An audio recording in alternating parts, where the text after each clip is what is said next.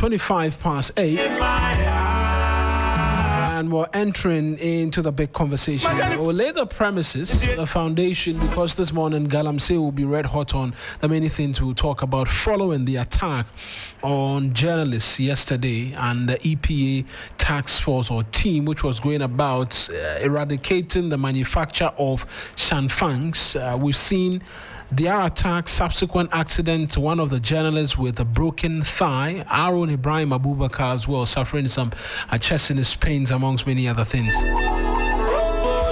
Let's take you to YouTube. I say YouTube advisedly as well, but we're going to be listening right now to Professor Nanama Brown Kruche, who spoke to my colleague Alfred Okanse yesterday on what exactly happened and what the situation is with these journalists, and also bringing into perspective what all of this means for the fight against illegal mining.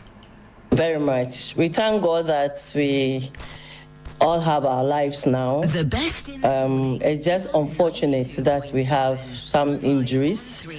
As I said, the most critical one is a broken tie, which is one of the Joy TV cameraman who had a broken tie. Your correspondent, Abubakar, had some, he had chest pains and he is responding to treatment. Adom TV correspondent, that's Joseph with a head injury. He's also responding to treatment. Then we have some EPA staff who were also involved in the accident. They are all responding to treatment, and we have discussed it with the doctors and nurses in charge to pay special attention to them, because we were on a national assignment before this unfortunate incident happened. Yeah, so as the operation we started yesterday, it's a 3-week plan that the EPA has to ensure especially the services that others provide for mining in our water bodies, which is illegal. We plan to tackle that aspect as well. So we realize that it's not just enough to say stop mining in the river bodies, but again, we saw that we needed to deal with the suppliers. So we took over the shops, closed down many shops at the Arian Kwanta, as I narrated yesterday. So today we were on another route to close down some other shops. On our way near Obuase, we saw people on the ground, the Galamsey happening on the ground. So we decided to have a look at what they were doing. When we stopped and walked into the area, in fact, where they're actually mining, they have access routes, so we had to stop by the roadside and walk to the ground, the field where they are mining. So as we were going closer, they were running away, and they did, all of them left by the time we got there. So we looked around what we could pick, we did pick. Whilst leaving, we saw that there were actually more of the excavators, 3 of the excavators that is inside a river body. Inside? So, inside river body. So in fact, they had mined in the river body and blocked the river in such a way that it has taken different tributaries around the area and flooded some places. It's messy. It was really a bad situation. So we actually went to the car and used another route to the place. And whilst there, the people also ran. We called them to come, and then just before we could even have a conversation, they had sent news around, and so we saw built men, a number of them came with guns. We had the military with us anyway, and the national security also were with us. But then we saw that we couldn't exchange fire, so we could not fight them. So we had to run for our lives. So in the course of we running, speeding on the road, we encountered this accident. So one of the cars, which had some EPA staff and some of the journalists, had a head-on collision with a truck that is actually carrying some pipes for Galamsey, these Galamsey operations. We saw some of them on the field.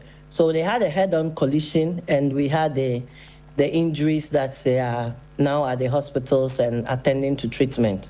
I see. So you're indeed confirming that you were attacked by Galamsey operators. I mean, we say well-built, heavily armed people who... Yes. So some of them were dressed in black, like complete black from top to down, and some of them were wearing vests like this with CID written at the back. We asked them, in fact, the soldiers, the national security men, asked them of their ID card and stuff like that. So it was becoming confrontational, and then we had to leave because we couldn't. They said they cannot overpower them, so we had to leave. They had their arms, but we didn't. Of course, EPA doesn't. We didn't have, so we had to run. I see. Now, what prompted the decision to run? Were they attempting to fire at you or attack you? Yeah. So whilst they were having the confrontation, we got intel. So I got a phone call from Accra that we should leave immediately where we are, and that even the route we plan to take, we should not use it again, and we should not return on the same route we came from Kumasi to Obuasi. So we had to use another route altogether, much longer, through Central Region, through Western Region, and then back to Kumasi. But just before we reached Kumasi is when we had a head-on collision. And this change in route, as a result of that call you got, was because intelligence had been picked that you could possibly be attacked if you used the same route you came? Yes. So as I received the call, the national security operators also had a similar call. So they were giving us feedback as they drove right in front of my vehicle, and we had one driving 2 vehicles behind. So we got phone calls from different sources, but all from the national security, that picking intel that where we are is not safe, and that we had to take cover immediately. This is troubling. And you say that you saw some of these heavily built men wielding weapons. They were wearing vests with CID written at the back of it? Yeah, with guns. In fact, pump action, they said. And they refuse to produce an ID to authenticate whether they are indeed CID officials? Yeah, they didn't have any ID to identify themselves as security agents. And the military personnel that you were with, were they armed? Yeah, some had guns with them, but not all of them. When they assessed the situation, they knew we cannot exchange like that, so we had to move. Indeed, obviously, because with what you're describing, you were outnumbered, correct? Exactly. With the people that, because of the intel you had gotten, and the word that had gone out. And actually, the longer we stayed, the more they came. So then, we had to leave almost immediately. We saw those signals and received the calls. I see, but these persons who were wearing the CID vests, were they with the illegal miners? I would say yes, because they asked the illegal miners, they were in their Wellington boots. Right. I mean, the illegal miners came in their Wellington boots on motorbikes, and these built-up men were in like normal military boots with their guns and their black outfits and the vests. I see. Now, and they refused to, even with the interrogation from the military personnel you were with, they didn't want to cooperate. They didn't want to give the information as you were asking for. Yeah, not at all. They couldn't produce any ID cards or any identification. I see. And just based on that, the trail of information that you got, which led to you changing your course and taking a different course, is it to say that you were on some top speed because of the fear of your own life? A reason why it led to this coalition? Let's understand what led to this head-on coalition. Okay, so we drove in a number of vehicles. The national security were ahead, were the lead vehicle, and my vehicle followed. So we had to go. It's let's say a number of vehicles in a convoy. So we had to move at the pace the national security operators are moving. So we couldn't help it. We had to just go. I thank you, Prof, for this. And before I let you go, the other colleague of mine, you say, has a broken tie. What's the extent of the injury? Do you know? Yeah, I learned from the doctors that it's broken and position of, so it's broken and position changed as well. So they assessed the situation, and I learned they can fix it even here in Ghana. But I got the assurance from the presidency that if it cannot be fixed in Ghana, they are ready to send him out of the country to get it fixed. You've been on this operation, as you indicated, for a number of days now. In fact, a couple of days you closed down a whole Chamfang manufacturing company. They were fabricating Chamfangs in this country. Yeah. Chinese. Yes. And yeah. So in the warehouses where the water pumps, the Chamfang engines, the water hose, the mats, or they call it blankets that they used to capture good when they are washing. Mm-hmm. And in the same warehouse, they do the fabrication of the washer. That is the metal that they wash the gold on. In the warehouses, some are doing it in the front, and then of course we have some Ghanaian-owned mechanic shop that also do this fabrication. But the fabrication of these washers or this metal structure is illegal in the country. We're not supposed to have that done. I saw a Ghanaian in his shop, and I asked him if he knows that what they fabricate is illegal. He said he doesn't know. So we did education for him, and then we asked him to dismantle the whole structure and not to go back to it. So even when we saw Ghanaians, we still dealt with it. We had our mechanics also with us.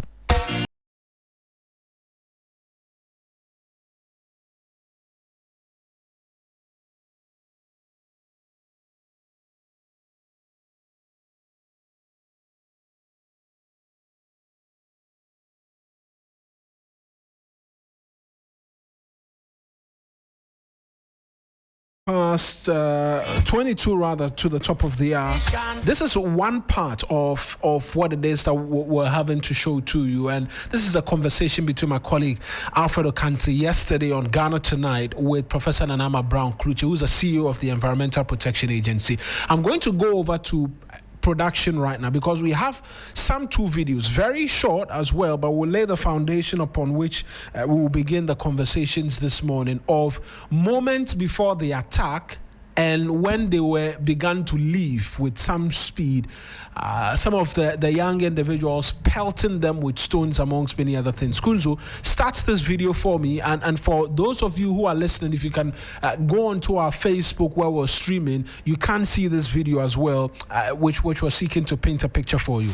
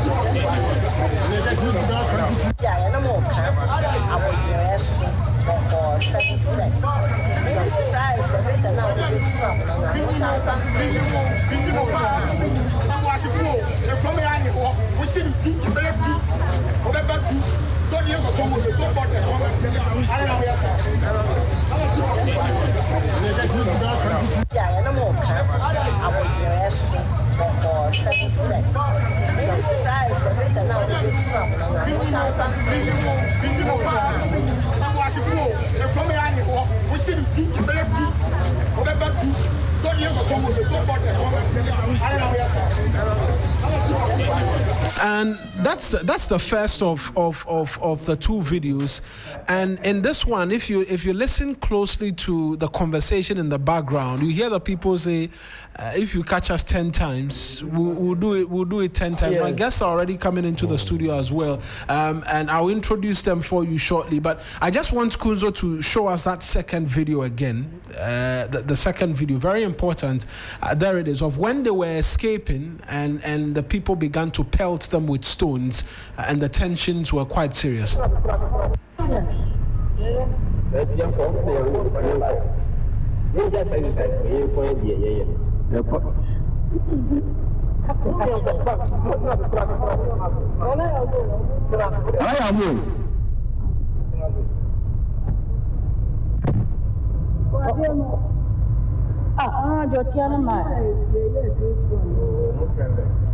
Oh, no way.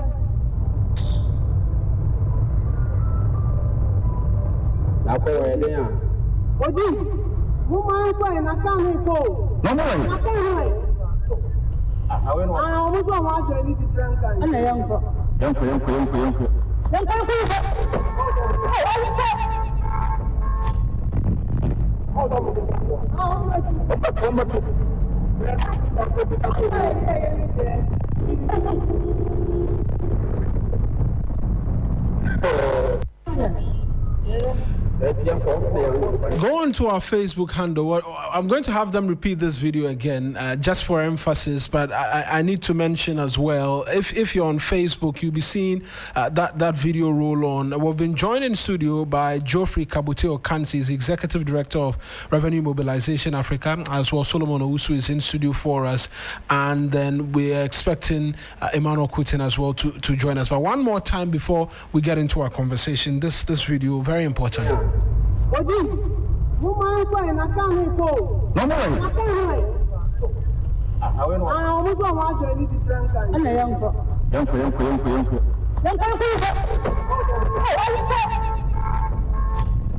And that's their vehicle being attacked yesterday. A number of issues on our plates, but I think we'll start off with this Galamsey conversation. Solomon, I appreciate you joining us this morning as well. And you've been here. We've had the interview. We've seen the videos.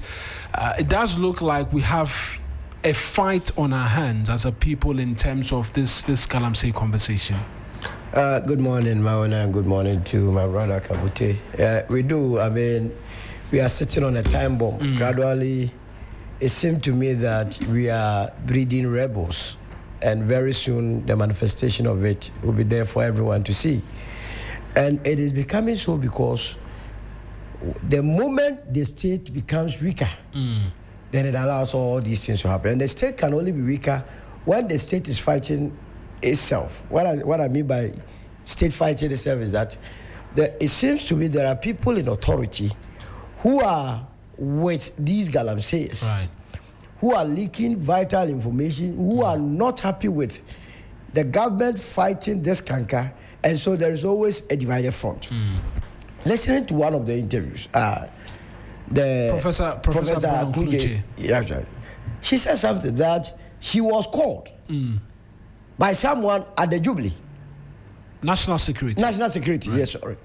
That they had to run for their life. Can you imagine? Yeah, that the intel was that where they are is not safe. Intel from whom? Exactly. Who gave that intel? And if the intel went to the national security, is it the case that the state will always run away from its responsibility?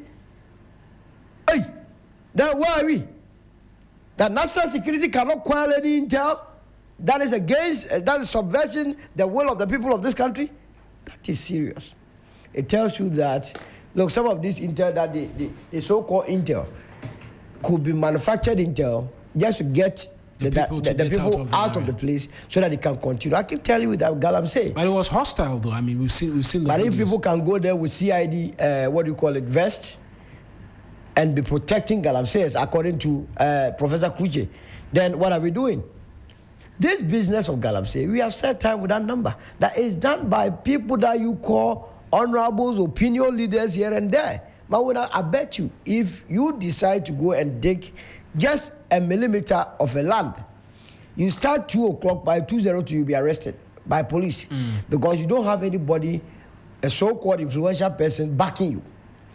This is something that has caused the death of a major of the army, Major Mahama. This is something that has led to the death of 8 gallant men. This is something that nearly, only a couple of days, led to the death of the director of operations of NAMOS. We are not even done with it. And see what is happening. Here, the journalists that accompanied the EPA boss, their lives were even threatened. People have been injured in the process. Is that not the case? Yeah. And all these people that did this, they could only be emboldened because they know that they have their protection within the state. And that even when you go back to Obuasi and this environs and go and arrest them, I can tell you in less than a day, they are back to their side. Why do we do that to ourselves? I've used that road before. From Obuasi to Dunkatru to Wasa to Takwa. Look, the day you go on that journey, you will be for this country. They have destroyed the environment totally. Right. They have destroyed it. And I keep saying that, so with what has happened, can anybody justify to me why there must be a district chief executive in that area? In that particular area. Can anybody justify to me why there must be a police commander in that area? Why must it even take the EPA boss to be doing this? That's a failure of the state. Because in each of the districts and each of the regions, we have EPA officers. Right. So the director here must be concerned with policy and must not be going on the field. But because from the down to the top, they are all compromised, the director sees the need to go there. So the police commander immediately should be hauled. There are NIB and national security personnel stationed in these areas. How can you have national security and NIB officials in these localities? Yes, these distractions continue to take place and we still pay them. How about the military at the various regional capitals? So they want to tell me it has not come to their notice? How about the sector ministers? How about the so-called chiefs, the pastors, the imams who are in these local areas? Are they okay with what is happening? No, this is serious. And it is getting out of hands. And the earlier we come together as a country to deal with it constructively, we will make a headway. Look, if these galamseys were not embodied, I bet you they would not have the gut to confront any security authority. Right. Because they will know the ramifications of it. Yeah. When you attack a military person, you cannot be sure of your safety. But this time they do it with impunity. With impunity. And so, for me, there has to be a rethink of this whole galamsey issue. The army must pledge their full support. We must give them the KPIs to operate. And that the president must give them that free word so that we know that when things are not happening, we can blame them squarely. But in a situation where army officials of the state attempt to do something and you have people who are supposed to know better fighting against the mountain, where would we be getting to? I'm so disappointed this morning. Disappointment will be a just word. Let me bring in Mr. Kabute as well on this subject matter. What it is that we've seen, the videos, the audios. There is a challenge, and in listening to that interview by Professor Brown Kluche, she mentions that even after they were told the area is not safe, the subsequent direction was that they should not use the same route upon which they came. Meaning people could be waiting in ambush for them because of this simple operation of dealing with galamsey and stopping persons from manufacturing changfang machines, which is used for the destruction. Yeah. A very good morning to your listeners and then to yourself, our wonderful host, and my dear brother Solomon. Good morning to all of you. I am not confused in my mind. I'll tell you this morning, I'm saying this on authority. Government has lost the fight against galamsey. We have lost the fight against galamsey. We are not ready to fight it, and we went into the battle with words. Now, action time, we have lost the fight against galamsey. Quote me anywhere. I said we have lost the fight against galamsey. They didn't do it in darkness, in broad daylight. in broad daylight at a location in Ghana. Human beings born of a woman had guns, but they didn't have any authority to do what they were doing, and they were able to prevail. The word is prevail. They prevailed over authority. And so what do you want again for me to tell you? If it's a boxing fight, we have lost it. We have lost the fight. So we should just, let's hear people talk about we gathering again to see another approach. Right now, as we sit here, the approach by the government. We have totally lost the fight against Galamsey. Emboldened men, you saw them in the video. You saw them. The boldness to carry a stone and throw at a security man. And the security man was fleeing. There's another way where the security man is approaching, and maybe in your fear you throw the stone and run away. That's what you saw some time ago. Yeah. This one, the security man and the entourage were fleeing. They were running away. What will cause them to run away? Well, they said they had received intel. The intel was that the environment. The person who gave them the intel didn't have any safe backup to come in there. Solomon was asking you that in that sector, that region, look, it breaks down from regional command to district command. To the district command and even to the area command, there are no security officers there. There are no national security. Look, we have NIB officials. We have national security officials who are on the grounds, not wearing uniforms. They have to mop you up when you are misbehaving. Okay? You see the Rambo forces that we saw go to people's house to go and grab people? That's how they should have handled this one. So if you could not handle this one, you have lost it. No two ways about this discussion. Ghana has lost the fight against Galamsey. If I'm the judge this morning sitting down, that's what I saw. I saw a group of military BNI national security officials escaping and being stoned by, grounds members. The buffoonery, with no due respect, the buffoonery, the temerity, that feeling that you can even with a grace of respect as a military officer to be fleeing, an armed one fleeing. Then have you thought of you, a journalist, and myself? If the soldier armed, trained to fight it to the peril of his life, is running away, has been told to run away. He wasn't told to take position, and that the regional or district team is beefing up, coming to give them backup, but he was told to retreat. The technical word here is that they should retreat and find a way. Did you listen to Madam? They were told to find another way. You are on your own. At that point, they were on their own. Find a way out. That is how, in fact, the word is useless. The situation was. That means you give up. You don't have any way of, but my heart goes to the EPA boss, her staff, the security operatives. These are people's children. These are people's husbands, their wives. What is their crime? They decided to do a job to protect you and I, the environment we live in. Right. And for that reason, they have to be running. When, in fact, state security couldn't protect them. They have to be running. The one who's supposed to fight them is telling you to run away. But I think the boldness at this point, like Solomon said, when you go to other countries, that the unfortunate situations happen there. This is how it started. Where citizens can think that they can override authority, they can override the security system.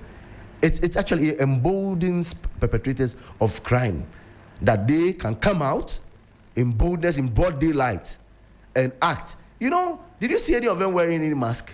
There were no masks, actually. It was open conversation. The near mask attack recently, a few days ago. Did you see any of those who were fighting or attacking the authorities wearing any mask? No.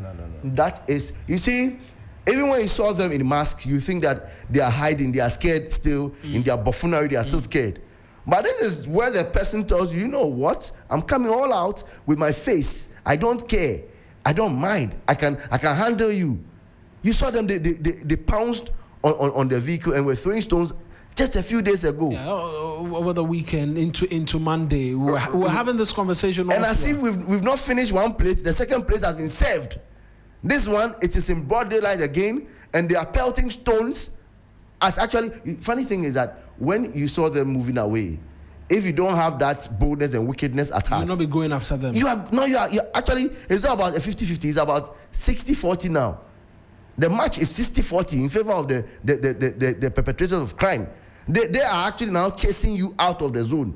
A zone that you have national security, a zone that you have the regional police command, a zone that you have the district police command, the DISEC, RegSec, they are all there. They didn't get any information till the people had to run away and run for their lives. They've been told to run away. Fact is that on the records, on the face of the facts right now, government has lost the fight against Galamsey. In terms of where we are and what we've seen, the president had told us that, look, he had not been advised by national security to bring in, to declare state of emergency.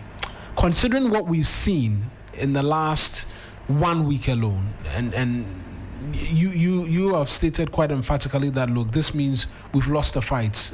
Yes. We've lost the fight. I'm not saying the facts are showing. They are running. Don't you see security officers running away? Well, that's obviously the one who is wielding the gun is running away, and the journalist and the CSO worker who are open, we can handle it.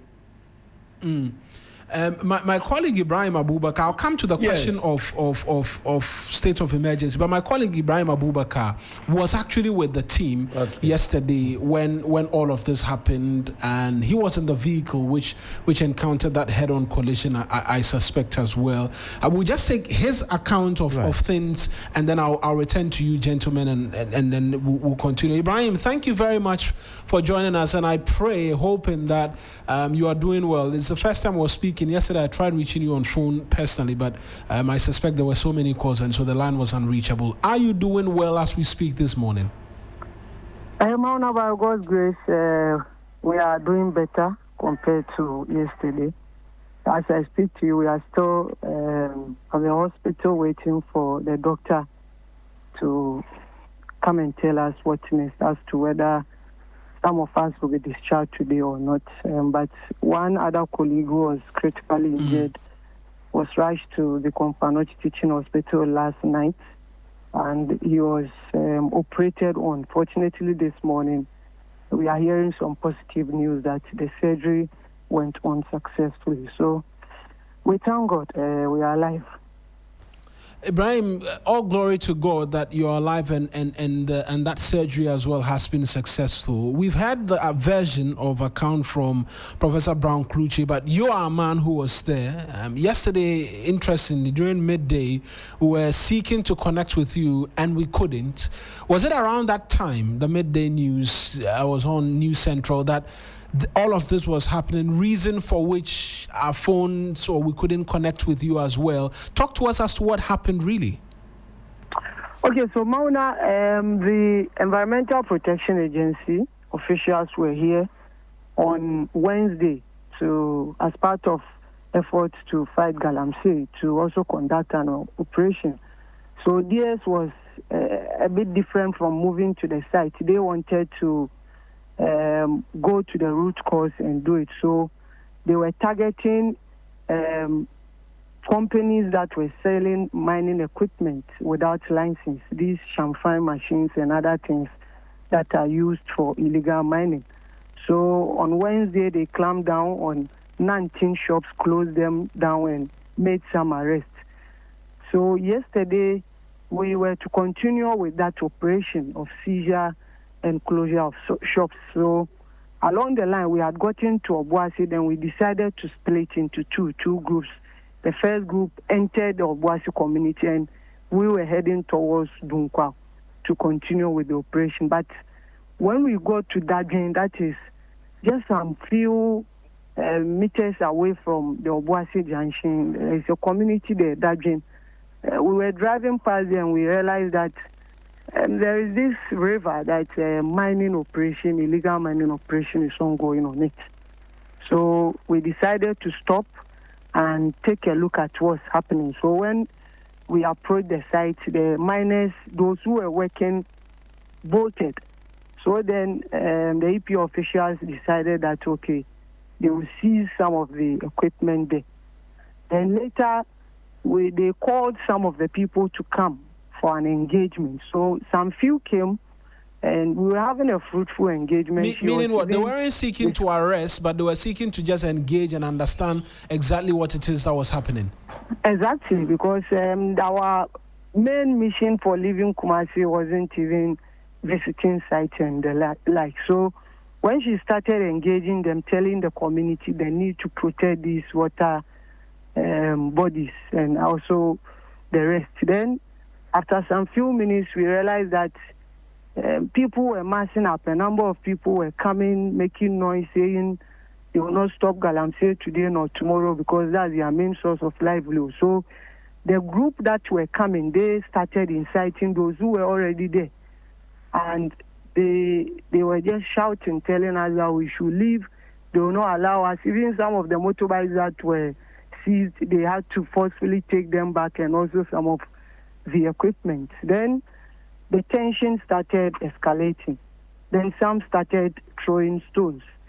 Mind you, we went there with only 2 armed personnel, armed security personnel, because, like I said, the initial plan was not even to go to the site. So when they came in their numbers and they realized that the armed personnel were not enough, they felt they could overpower us. So others started pelting stones at us. So quickly we had to retreat and run for our lives. But then we were informed that we couldn't use the Obuasi route to Kumasi again because they are likely to ambush us on the road. They have done some barriers and the rest. So the decision was that... The illegal miners have created barriers along the Obuasi to Kumasi road. Exactly. That's the intel we picked. They own the barriers. They own barriers which originally police officers are supposed to be mounting barriers. We have illegal miners having barriers along the stretch which could prove dangerous for you officials and then journalists as well returning from Obuasi. Exactly. Even though we didn't see the... You have just 1 minute remaining. You can dial *506. We'll try and, Ibrahim, let's rectify this. There's a challenge of airtime, and so we'll just try and rectify that. And Frederick will call you on the other line so that we can rectify this or finish up this conversation quickly. That's my colleague Ibrahim Abubakar telling us that there are barricades or barriers, that if I can call it that, barriers along the Obuasi to Kumasi stretch, which was part of the intel they received, reason why they were told not to use the same route in returning. He'll just join us again, and then we'll just finish this. Ibrahim, you were talking to us about these barriers and the intel you had received. Okay, so we had information that they are likely to ambush us on the road. So as to whether it was a proper barrier that they mounted, we didn't see it, because even the other team that went to Obuasi at a point also had to seek cover in a chief's house, because when they were heading towards some of the areas, they realized that people were fully armed and they were coming to them. So they also had to move to a chief's palace for some time before they left to Kumasi. So when we had that intel, then the decision was that we have to use the Dunkwa road. We are coming back to Kumasi, but we have to pass through Central region to Western North region before we can connect back to Kumasi. So we use Dunkwa to Ayamfuri, to the Bieni road. So that was the route that we were using, and that's whilst on our way coming, because we were also on a top speed. We didn't know whether they were still chasing us or whatever their plans were. So, and on the road, unfortunately, we had a head-on collision with a truck. But fortunately, like I said, there wasn't any fatality, just some injuries, and for now, everyone is responding to treatment. Ibrahim, I'll leave you and have you continue to recuperate. Thank you very much for this version of account as well. That's my colleague, Ibrahim Abubakar, in the Ashanti region for us. And so he's as well laid the facts. It does appear that these guys have taken over the entirety of the area, because there were 2 teams. A second team which had gone to the Obuasi township also had to seek cover at a chief's palace, because per what Ibrahim is telling us right now, they were confronted by persons who were heavily armed and had to seek refuge at a chief's palace. Mr. Kuti, you're welcome, and perhaps I'll start off the conversation with you now as to whether or not, based on what it is that we've seen, by now we should have had word from either the police as to whether or not investigations is being carried out as to what happened yesterday, and now there cannot be a reason why a state of emergency is not declared. Well, Mawina, thank you for having me, and very good morning to our cherished listeners. As always, because of you, we are here. We salute you. And I want to salute my co-panelists as well, especially my good brother Solo, who is bereaved. Solo lost the sister. Oh, we didn't know that. And then the 1 week celebration is next week. So we'll do the 1 week next week, right? Yes, 15. So you must make sure you get a truckload of Prosecuted. And you go to Guinness and do what they call the crowd will overwhelm you. You are now a national asset. So, Mawina, back to the issue. You see, I have said the fight against Galamsey have turned ideological. The incidents we are witnessing, it doesn't surprise many of us. And this go to the core of what we have always preached, that the president should declare a state of emergency. The president says until he's advised by the National Security Council, he will not do that. You see where it is leading us to? Have you seen where it is leading us to? Any phenomenon that you get the youth mobilizing to fight state agents who are supposed to be protecting their future, arming themselves to fight state agents who are supposed to be protecting them, getting free access to ammunition, light weapons, and those kind of things, drugs, the red and what have you. And then if you go to these Galamsey sites, prostitution is very rift.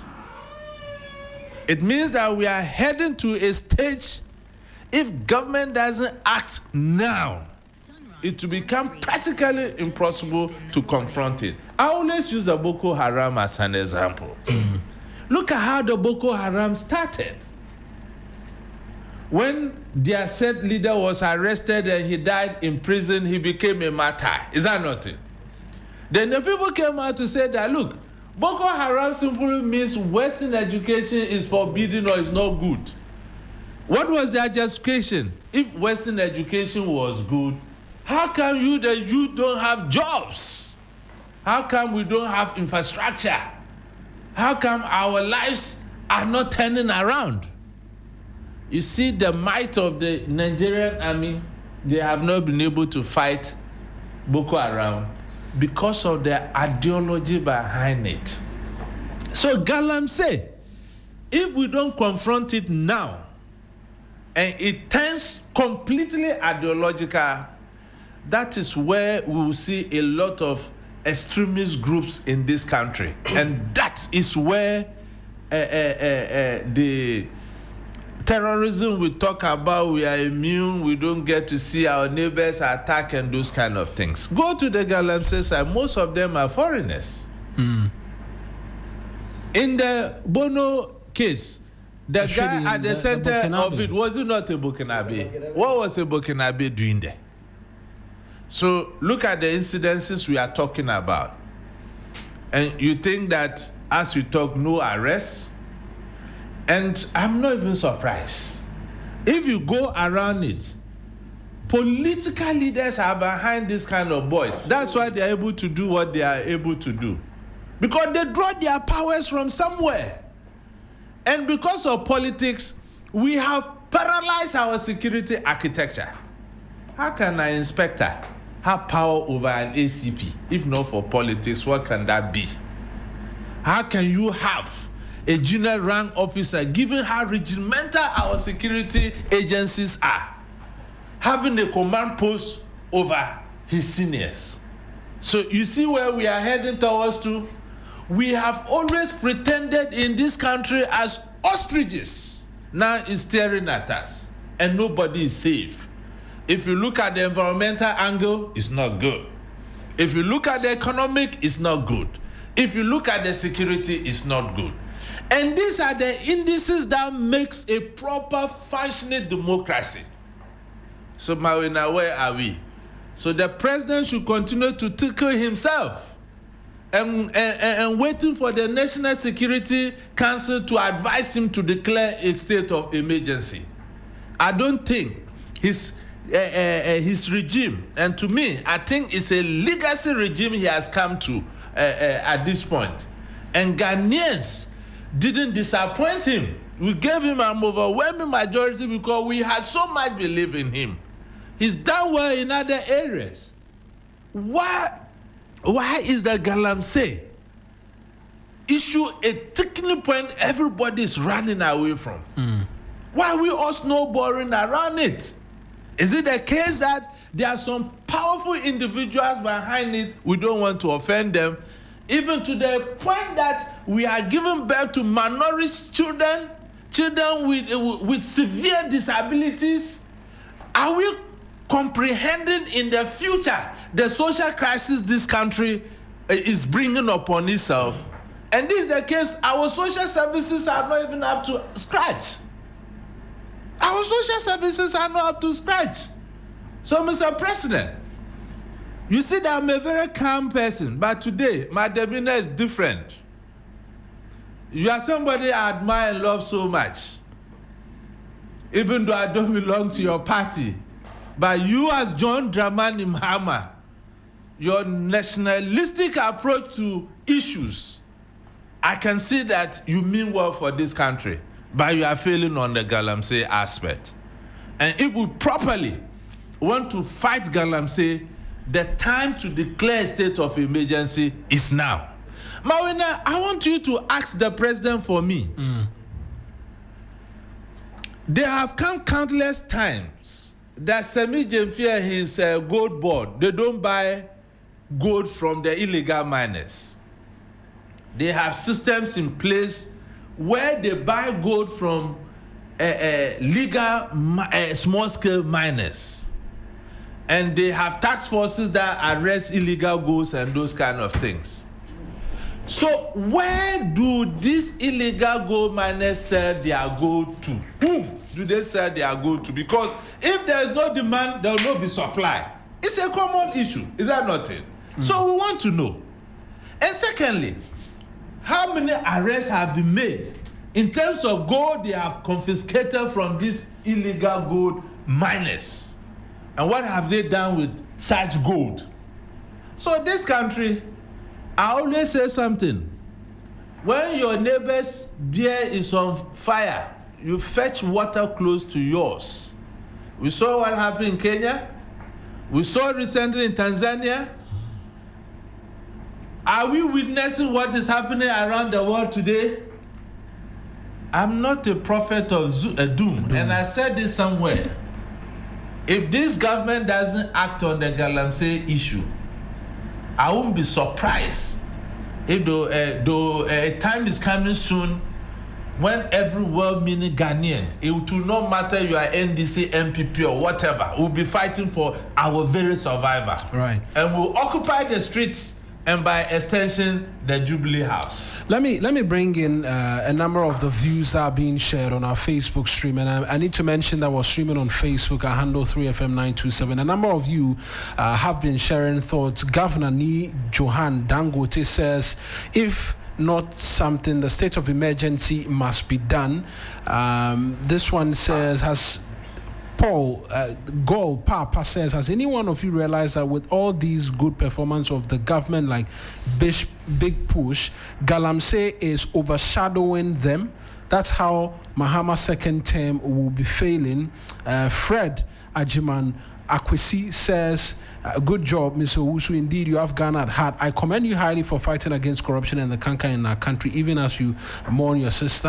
My thoughts and prayers are with you. That's from Senior Rocky. And Mariam Maria Adam says that you can do responsible mining by not destroying our water bodies. Water is life, and the 35 million people who depend on water can't sit and see small greedy fools destroy, pollute our waters and poison our food. You having no job does not warrant you to poison the rest of us. Let's return to it, and I'm coming to you again, Sulu. That one of the viewers makes a very important point that on other fronts, yes, the government appears to have chalked incredible success in terms of inflation targeting and the likes. But the undoing appears to be galamsey, and at this rate, it is what will result in whether or not a determination will be made if they have indeed lived up to the billing. So it's true. The texter is right. Inflation is down. It's now 8%. 8%. Policy rate is down. You have your exchange rate stabilized. You have fuel prices dropping. These are positive indicators, but galamsey can wipe all these gains. Why? If your environment is being destroyed, what it means is that you will be denied access to land. The land itself that can lead you to massive farming output will be denied. And once it is denied, it means we will go back to our old self, which is importing more food into the country, meaning we would demand more forex, and then it will cost your exchange rate to us to a wobble. Secondly, if they continue to, as it were, poison our water bodies, what it means is that our budget or our budgetary allocations on health matters will go up, because then we will need more medicine and hospital infrastructure to deal with that menace. There again, it will affect your exchange rate. If you are poisoning your water bodies and by extension the food that you consume, it means your human resource, which is the most important resource that any nation can have, will be suffering. We will have experienced a lot of deaths here and there. And that is why Ghanaians are very much focused on the core issue of galamsey. So you can be doing good in other aspects, but if you don't tackle the main issue, I'm telling you, you will not receive the praise that you expect Ghanaians to give to you.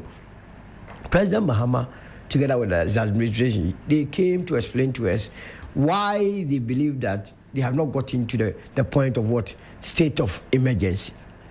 They explained that they have put in place structures. Now, what are the structures? What comes immediately to mind is the establishment of the NAMOS. Is that not the case? What I know for a fact is that NAMOS have not been funded adequately. If all your hope is banked on NAMOS, and NAMOS is not being funded, then what are we doing? But I'm going to hold on till this November's budget. I want to see how much this government would allocate to the NAMOS that is fighting the galamsey. I think that to an extension will be the Lands and Natural Resources. Absolutely. I am monitoring closely, because it cannot be that even where they expended close to $200 million in fighting galamsey under the SWAL administration, we did not make any headway. Now we have been told they have 10 or 12 pickups. The whole country. When people are using sophisticated guns and so on and so forth. So there has to be adequate budgetary allocation to the NAMOS if indeed the state of the nation, state of emergency will not be implemented. Right. Secondly, the president, together with this administration, must be told. The president must put his foot down and call his men out. Because whether or not NAMOS will succeed will also depend on the backbiting, the pull him down attitude from members within the government. Now, we were told that the intel, Ibrahim said the intel came from what? The barriers around the Obuasi area. That they had some barriers. I can tell you, if you speak to any security official who has been embarking on these,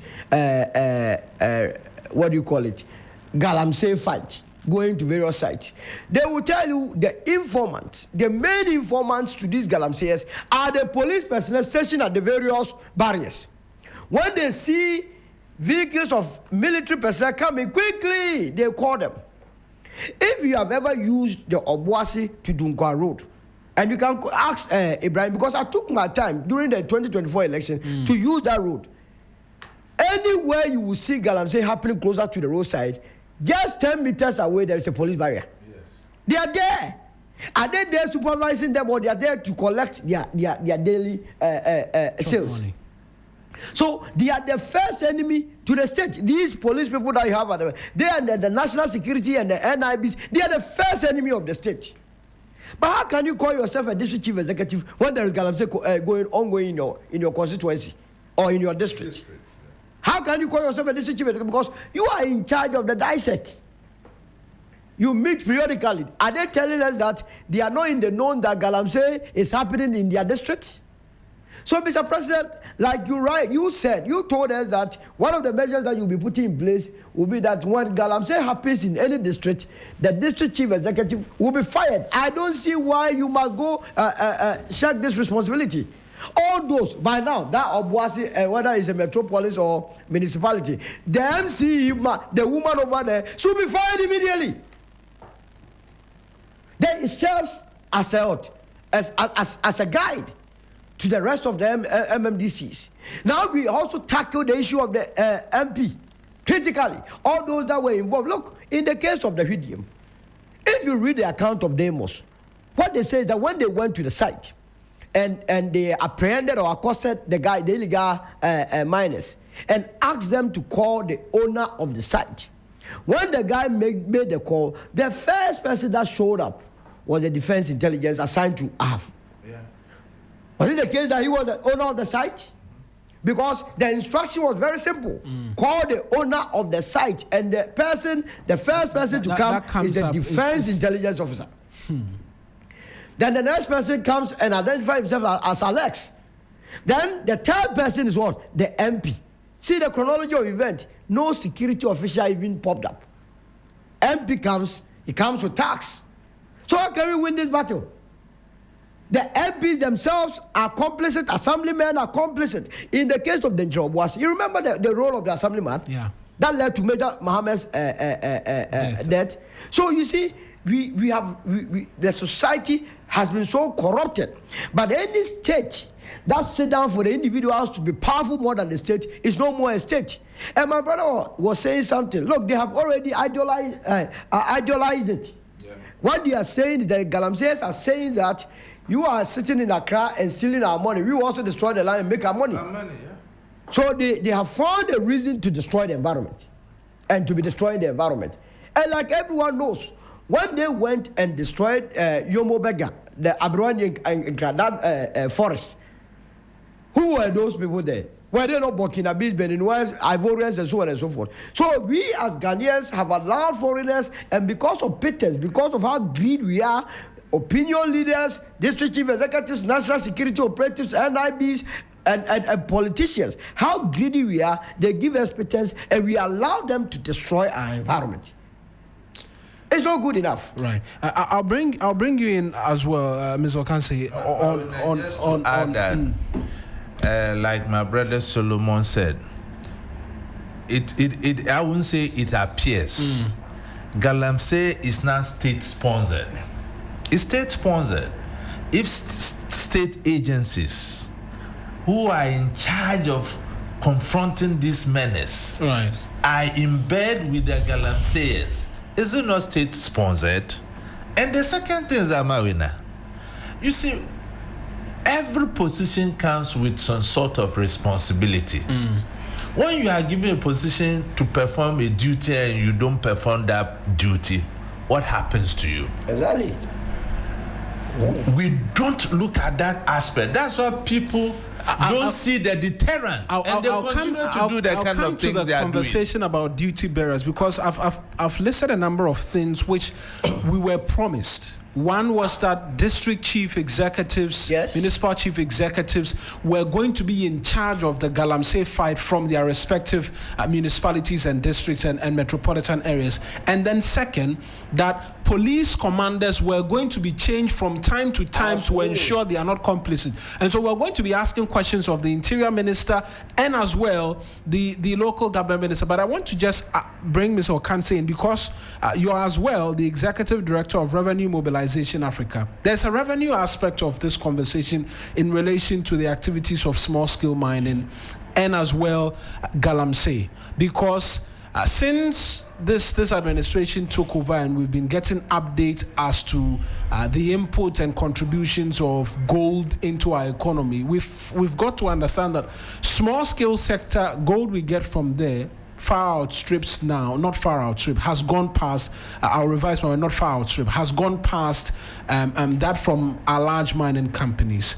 There are those who make the argument that there is an incentive there for government, that it has come in, it is helping stabilize the currency and all of that. And so we are not even considering the idea of a possible ban, because as it is now, some will say that, look, let's ban the activities of small-scale mining so that we can have a grasp of what is really happening. Okay. I would like us to start from one. Let's demystify something here.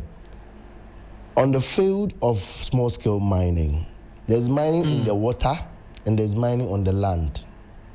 The mining in the water, every sane human being gifted with brains should know that this Ghana has never sanctioned anybody to mine. Nobody has been licensed to mine in water in this country. Nobody has any license. It's a red zone completely. When you see anybody in that water mining, that person is at war with the state. Look, even during wars, there's a global convention that countries cannot poison the waters of another country. Even during war, Ukraine cannot poison the water of Russia, and neither can Russia poison the water of Ukraine. Let the wise ones listen to me this morning. I'm saying any sane human being in Ghana should know that nowhere, no day have anybody been licensed to go and mine in the water. So when you are seen in the water, you are an enemy of state. You are at war with the state. And even as you are at war with us, there's a global convention that even if you want to kill us, don't put mercury in our water we drink. Even if you want to kill all of us, you don't have the right to put mercury in our water for us to drink and die. That's even when you are at war with us. So let's start from that grounds.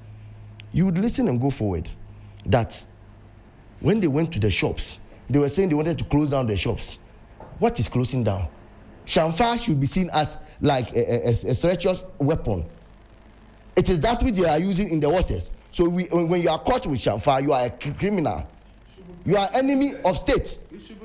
You are an enemy of state. When you are caught with Shamfa, you are an enemy of state. You are ready to kill. So you should be prosecuted that moment and there. So I was really surprised they said they were closing shops. Closing what? Closing what shop? To do what? Are we even serious in this country? Is it, look, they were telling you that farming activities has been affected. Do you know the next thing about it? You see our cocoa. People don't like us already. And you are playing into their hands. Because just as they've seen the chemical deposits in Kotomri and the rest, the next thing you see is that there will be a global report that our cocoa has deposits of mercury and blah, blah, blah. And that will be our end. Let's wait for that. Then the persons engaged, okay, in our foreigners. Majority we've seen and we are walking around. Look, it is diplomacy. We would want our brothers to come. I am Ga and I'm on my land.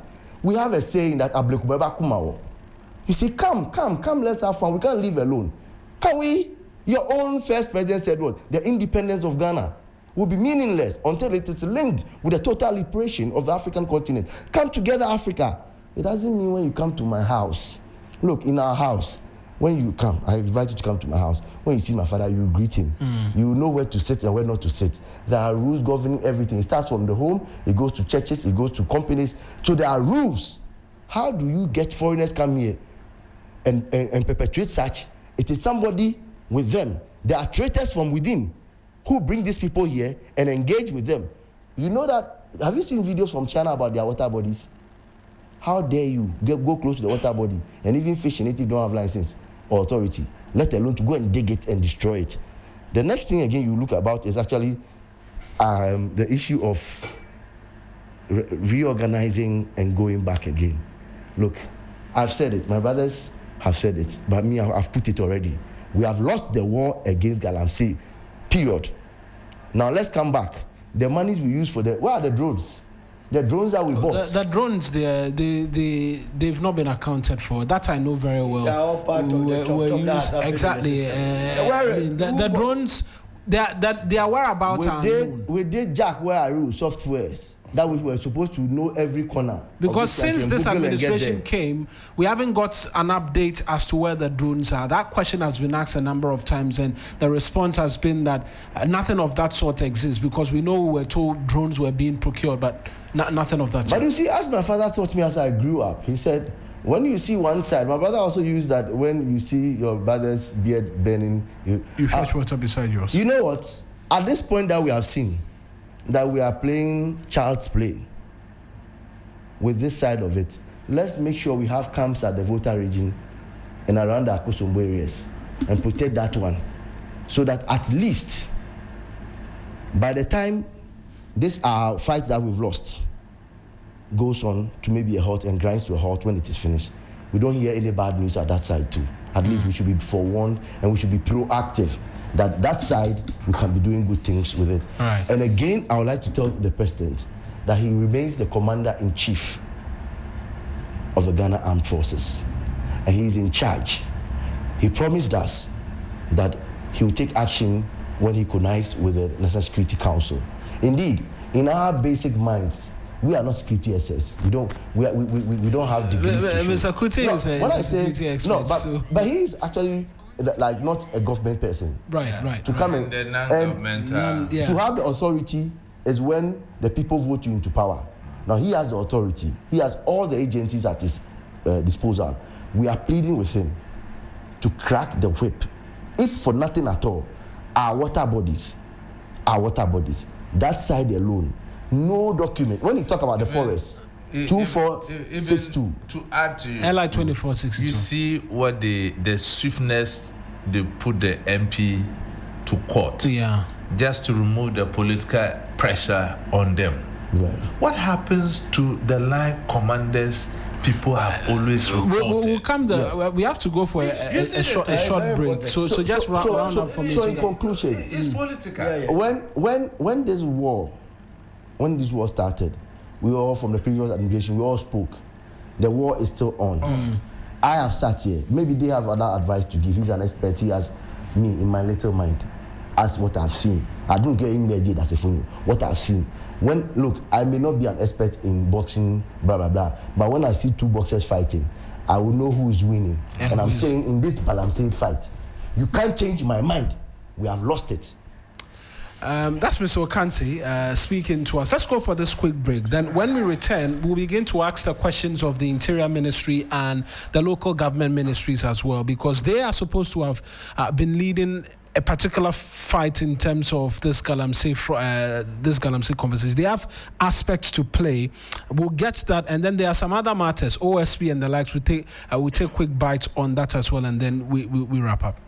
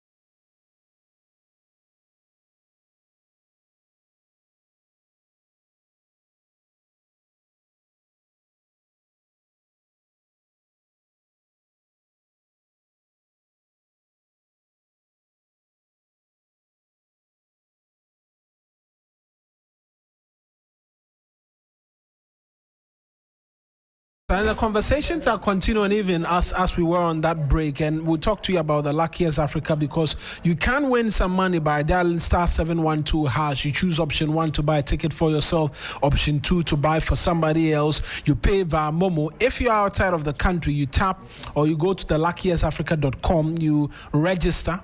After which you tap on community ticket, and then you pick a ticket for yourself or you pay for somebody else as well. And if you want the system to pick a number for you as well, it can do same. When it's time to pay with Momo when you're in Ghana, or pay with your Visa or MasterCard or your card if you're outside of Ghana.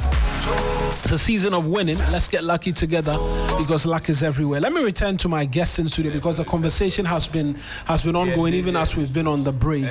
But it does appear that there's a concern about the operational ability of our security architecture, NIMOS and the likes, which will fall to an extent under the Interior Ministry, and then as well the Defense Ministry, in terms of what we have seen. Have they not failed us in terms of that promise to have the security shuffled every now and then to ensure that people are not compromised? Because from the conversation we're having, it does appear there's compromise on a number of levels. Yes. Reason why somebody is calling and saying intelligence says don't use this place. The intelligence knows there are barriers there. Yes. And has done nothing about it. The security is compromised. We have a lot of people that are doing business with the Galamseyers. You know, money, wherever money is, you cannot be too sure. So they are in bed with the Galamseyers. They provide them everyday information. And it makes it very difficult for genuine security officials of the state to work effectively. When you look at NIMOS, the first thing you have to judge them with is whether or not they have even been provided with adequate logistics. You say you're going to be on the lookout for... Yeah, for the budget. Because what they are operating with now is nothing to write home about. It is not something that they will be able to work with and deal constructively with this whole menace of Galamsey. They can't. And like I said, we have even spent more than $200 million under the SWAL administration. It didn't lead us anywhere. How much more you spending? Nothing. When we made noise more, they went and gave them some 5 pickups. The other time I heard they have given them something extra. But you know, it is working. So you are becoming the PR of No, but I'm a Ghanaian. If there is... He has interest. Is this something you know? I don't know. No, I have interest in there because you see, we of the United Party have had our position on this Galamsey matter. Right. Yeah. We said that it has to be banned for a year. In fact, small scale mining and artisanal, banned for a year, revoke LI 2462, make sure, as for the water body, it's a no-go area. You don't have to even think of it. Now, we have voted for a government that is working. It is not for me as an opposition party. I don't have the luxury of having the power to control things. So we can only go with what they are doing. Now, they have told us that they are not ready to declare a state of emergency because they have brought in NIMOS. So the next thing, as a political activist, I decided to do is to go and check or find out what exactly the NIMOS is doing, and whether or not there are areas that we have to make input. I mean, that is what democracy is supposed to be. So I have engaged and I've realized that they have good heart, and they have the goodwill, they have the patriotism to work, but the tools to work with is it is virtually non-existent. And that is why I believe that this budget of November, all of us must be on the lookout to see what will be allocated to the Ministry of Lands and Natural Resources and how much of it will go to NIMOS. And once their budget expectations are met, then we can take them on. And demand a bit more from them. Just quick thoughts finally from the both of you, so that we can move on to another subject. I go by what my brother Solomon is saying, because he has actually answered my question, and this is what I expected to hear from him for the benefit of our listeners. Right. Indeed. If the president or the government is falling short of declared state of emergency, which is the call of many Ghanaians. Right. And you are bringing an alternative like NIMOS. How can NIMOS fight with 5 pickups with this kind of menace? I think that logistically they haven't even prepared. And I'm bound to say that policy was rushed to take off the pressure of declaring a state of emergency. They always say the sweetness of the pudding is in the eating. So why will we be rushing policies and for what purposes? And that's the reason why I have serious problem with the MP who was accused of interfering with the NIMOS operation in Ewidium or whatever. It's so serious. So serious, you see. Together with Collins Dowda. And we are silent on Collins Dowda. I think that is not equity. No. We are silent on the National Security Intelligence guy who appeared there. That is not equity. And we must even begin to know, since when did we have district national intelligence officers when we have BNI officers there? Yes. And my checks reveals that these were party boys. Yeah. They decided to create that functions for them so that they can gather intelligence on political lines, things that are going on within the district that is not going in favor of the government, so that they can act on them. And this started when? Under this administration? Under this administration, until then, we had nothing like district intelligence officers. We had BNI officers. We have to check and that is the fact. You know, you don't come and say the things. Have you ever heard of any district intelligence officer? And you know, these were hungry party boys.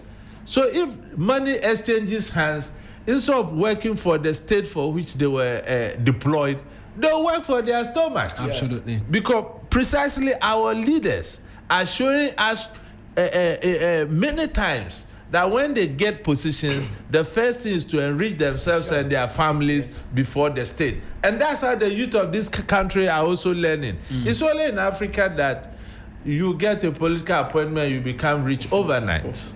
Right. And you look at the lifestyle of previous party appointees. It's not up to a year. They are already suffering. And you see that NDC in opposition, see their political appointees, fresh guys and women wearing fresh suits and what designer stuff. So these things, lifestyle audit of public officials is very important. And if you look at our security architecture, it's compromised. Is even more political than the civilians. Yeah. That is the honest truth. Yes. And you made a very excellent analysis. Look, all the social deviance we have in this country, let's take the prostitution for example. You see police passing by prostitutes and they don't even care. Yeah. And you know prostitution is against the law. Yeah, of course. It is not, I'm using prostitution as an example. But they see other things and close their eyes and move away. So far as it doesn't bring money directly into their pocket, they don't care. Right. The fight against Galamsey, if we had to rely on our security architecture at the state that we are, my brother said, we have lost it. Already. Right. Let me just pick his thought as to what we can do, and then I'll ask about the OSP and then Mustapha Hamid, because they've been exchanging press releases and finally, I think we have ended up trapping the loyal operatives.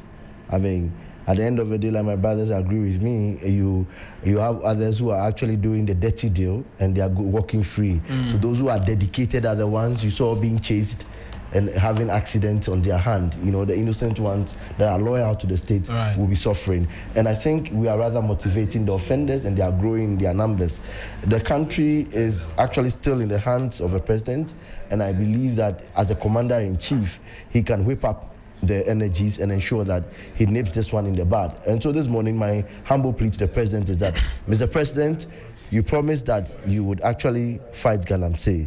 With the NAMOs that have been set and you have set motion, ensure that you equip them, ensure that they are cracking the whip, and especially those who are on our water bodies, they have declared war against the state. The state must go all out brutally against them and safeguard our state. Thank you. Thank you very much. Let's talk the OSP's done with Mustapha Hamid and his lawyers, because they've been issuing letters back and forth. I'll start off with you, Solo. 3 minutes, so that we'll wrap up. OSP, I've said time with that number that he's just playing with the minds of the people. And that is why Mustapha Hamid can boldly be on record to say that it's just a useless case that he has sent to court.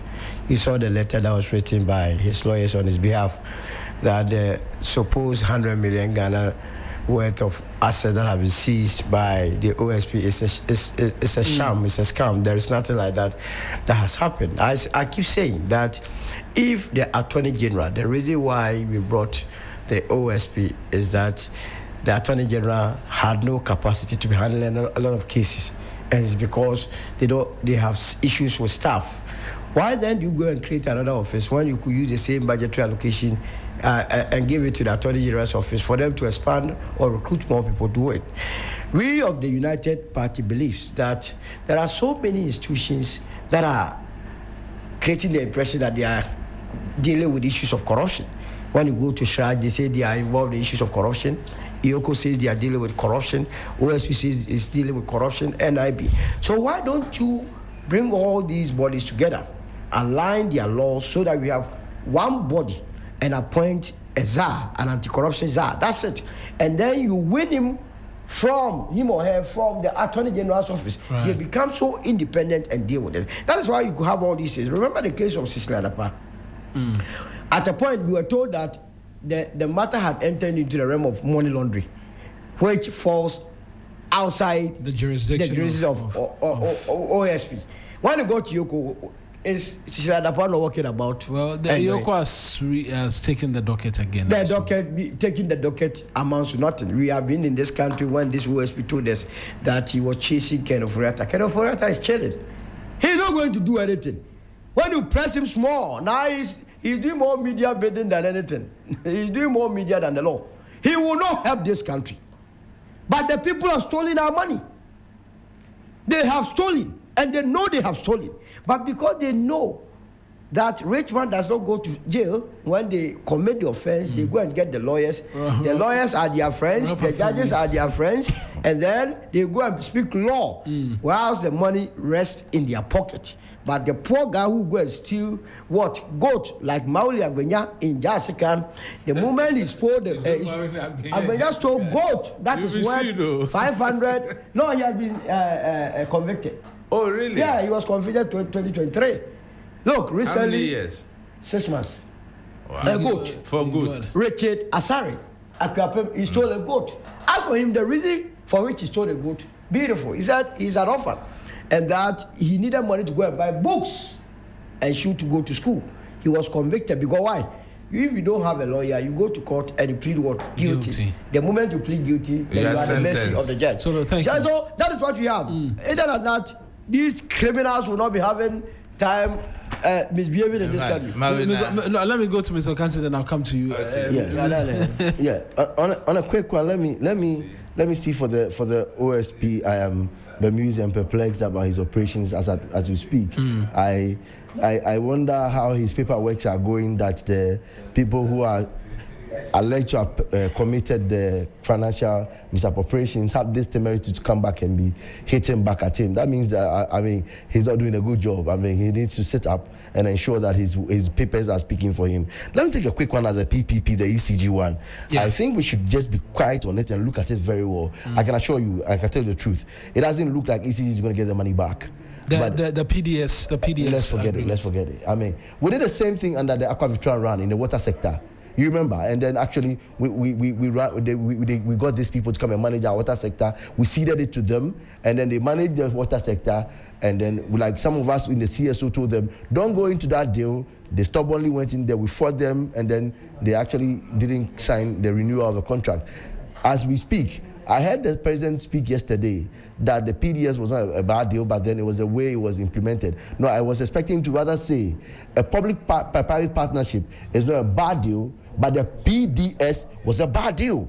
It's done as evil and bad. So as we speak, my only advice is that the current government called us into a meeting, we had a discussion, we were looking at another PPP under this ECG management. But I said, and I mentioned, and I maintain that under the agreement, we should only do a PPP where the person coming is going to invest their own money in the metering, at that level of metering. So we produce the energy, and then they will come and in the distribution chain, they will be interested in bringing their own metering system, and then they put their money into the metering system itself. That's the best way to safeguard their own revenues. And then also do the collection, and then we can talk about then whatever is due them.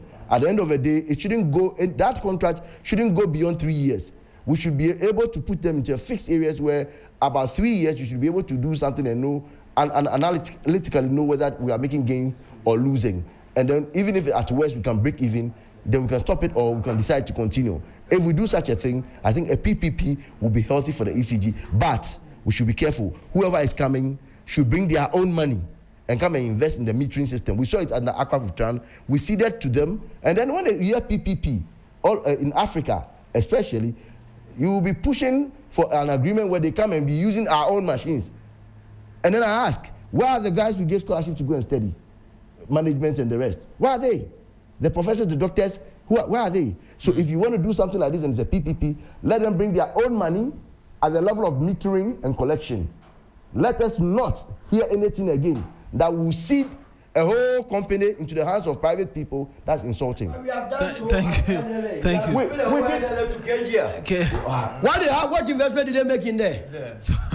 What sort of life is this? What are we doing to this country? We school people, engage people to work, and then we go and give contract to another group of people. To me, on the OSP, the OSP himself has become a threat to our fight against corruption. This simple as ABC. Because if you look at the events around him, and I even picked some intel that he doesn't operate from his office. He have an office annex. He's got a gentleman somewhere there who's doing deals for him. I think these are serious matters the state should be interested in. I think the NDC have an overwhelming majority. We brought the special prosecutor to cure a peculiar situation that was threatening the democracy and by extension the security of this state, corruption. Right. But looking at the money we have invested in the office of the OSP, corruption is rather on the increase. So we need to have a review and scrap that act. And like my brother said, we'll get a SAR under the Attorney General to harmonize these institutions so that we don't continue to waste taxpayers needlessly chasing the elephant. Right. And the final call is that, Mawena, you see, why is it so difficult for us as a country to amend laws when the laws don't inure to our benefits? Wallahi, we have to save this country. Wallahi now have properties worth 100 million Ghana cedis frozen. In terms of correction, the properties are not his. It is just linked to the case. It is not directly. All of it is not direct.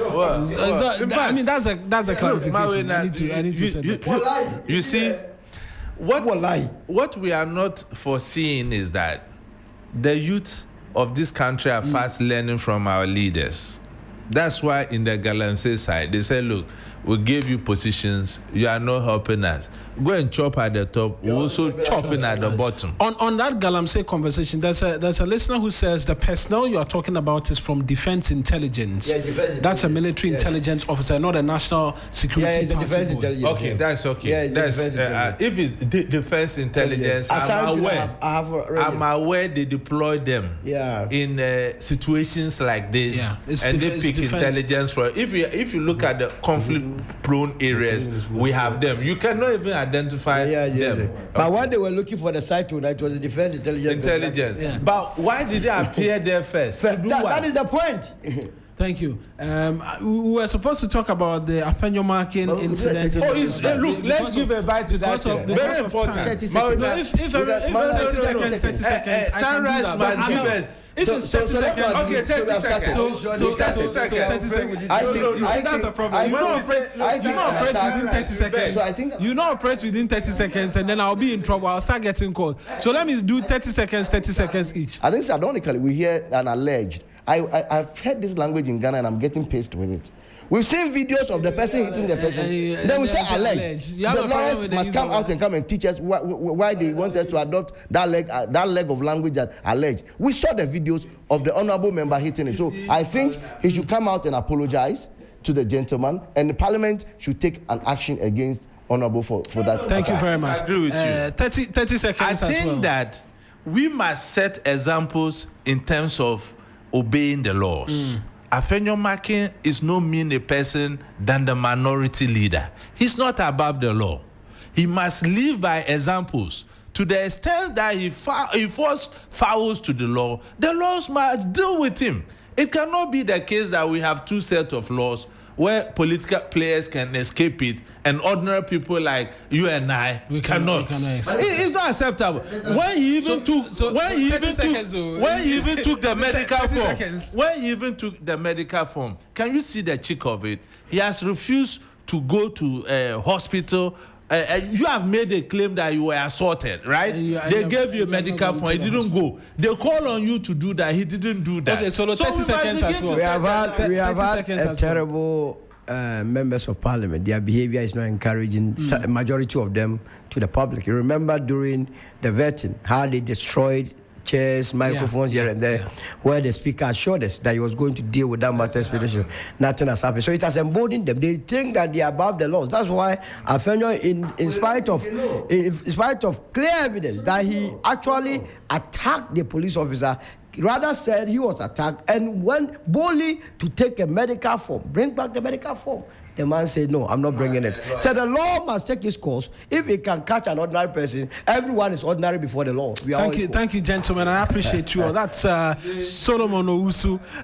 He's the director of communications of the United Party. Geoffrey Kabute Okanse, the executive director of Revenue Mobilization Africa as well, and then Emmanuel Kuti, executive director of Africa Center for Security and Counterterrorism. We'll do birthdays now.